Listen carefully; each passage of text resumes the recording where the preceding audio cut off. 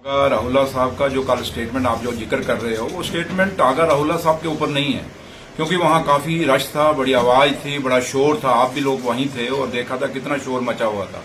उसके बीच में मुझे किसी ने सवाल पूछा, आगा उसका जो बीजेपी का कैंडिडेट है, तो मैंने उसके ऊपर कहा कि उस आगा को मैं जानता ही नहीं हूं, मैं पहचानता हूं, मुझे पता ही नहीं कौन है कौन नहीं है। तो जहां तक आगा राहुल्ला साहब का, वो नेशनल कॉन्फ्रेंस के ऑनरेबल एमपी हैं और लीडर हैं नेशनल कॉन्फ्रेंस के, उनके लिए तो हमने क्या, उनको तो मैं रोज हम जानते हैं, क्यों नहीं, मैं तो उनके घर पे गया हूं।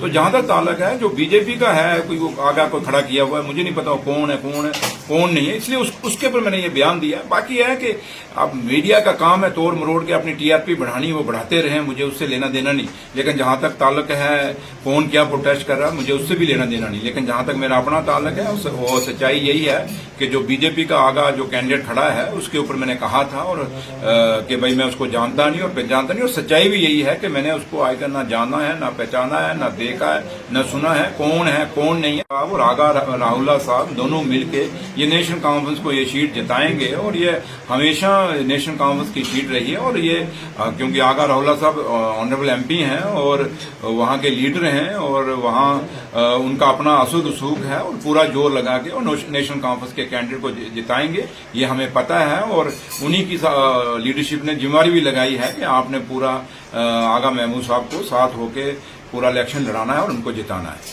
Thank you.